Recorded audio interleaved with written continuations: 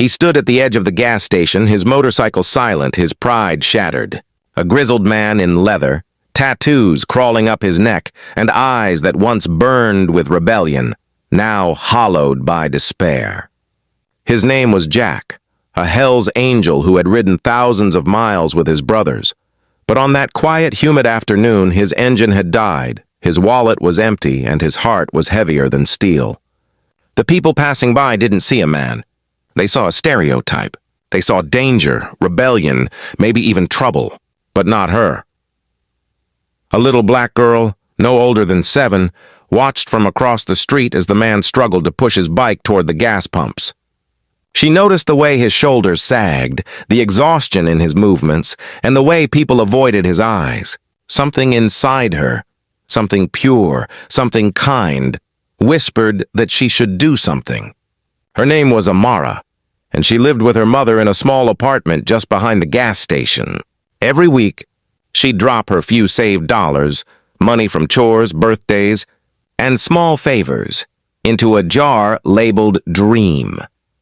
That jar was her hope of buying a pink bicycle, the one she'd admired every time they passed the toy shop window. But that day, as she clutched the jar and looked at the man, her dream felt smaller than his pain. If you believe in kindness, second chances, and the power of small hearts making big changes, please like, share, and subscribe. These stories remind the world that good still exists. The man leaned against the pump, head bowed, frustration clouding his face. The heat of the sun shimmered off the chrome of his bike, and for a moment, it looked like the world itself was reflecting his loneliness. Amara approached, her small footsteps echoing against the concrete. When he lifted his head, he was met not with fear or judgment, but with a smile so innocent it disarmed him completely. She held out her jar, the word Dream glinting faintly under the afternoon light. "Take it, sir," she said softly. "This will help." At first, Jack couldn't speak. His throat tightened, his hands trembled. This little girl, barely half his height, was offering him everything she had. He tried to refuse, but she insisted, her brown eyes filled with the kind of faith he thought the world had long forgotten. Slowly, he took the jar, feeling the weight of both the glass and the gesture. It wasn't just money. It was her trust in humanity. That night, Jack sat alone on the curb near his bike, staring at the jar. He'd used part of the money to fill his tank, but it wasn't the fuel that moved him. It was her kindness. The kind that broke stereotypes and reached right into a soul that had forgotten what goodness looked like. He didn't sleep. Instead, he made a vow. Tomorrow, she would know what her small act had meant.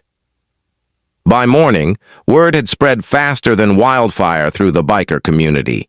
Texts, calls, and posts flew across states. Little girl helps a stranded Hell's Angel with her savings.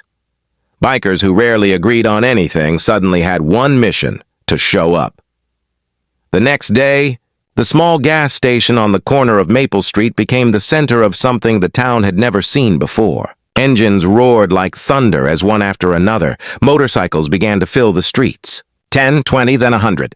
Within hours, nearly 1,700 bikers from chapters across the state rolled in, parking side by side, their jackets glinting under the morning sun. The noise shook the ground, but in the middle of it all, there was silence when Amara stepped out of her apartment holding her mother's hand. Her eyes widened as the endless line of bikers stood at attention.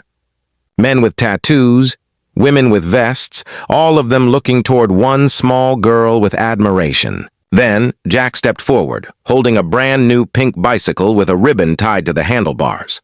On its basket hung a note, "For the girl who taught us all what love looks like." Amara gasped, her hands flying to her mouth. Tears glimmered in her eyes as she looked up at Jack. He knelt down, his voice breaking as he said, "You gave me hope when I thought I had none. Today, we're here to give you yours back." Behind him, a few bikers wheeled forward with more surprises, bags of groceries, toys, clothes, and even an envelope with money for her family. The community had come together in a wave of gratitude and unity. Reporters arrived. Cameras clicked. But the most beautiful image wasn't the crowd. It was the moment when Jack lifted Amara onto the bike. and she rode it down the street surrounded by roaring motorcycles, her laughter mixing with the thunder of engines. For once, a story about bikers wasn't about rebellion or crime. It was about redemption. It was about a man who found his humanity again through the heart of a child. It was about how one act of kindness can ripple into thousands of lives, shattering walls of prejudice and restoring faith in the world. As the day faded into evening, the bikers gathered one last time.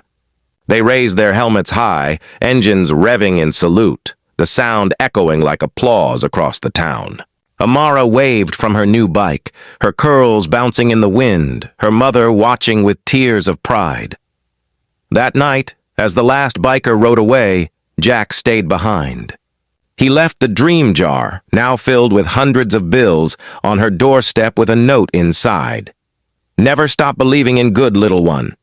You reminded us all that even the smallest hearts can carry the biggest dreams. When Amara found it the next morning, she ran to her mother, clutching the jar with joy.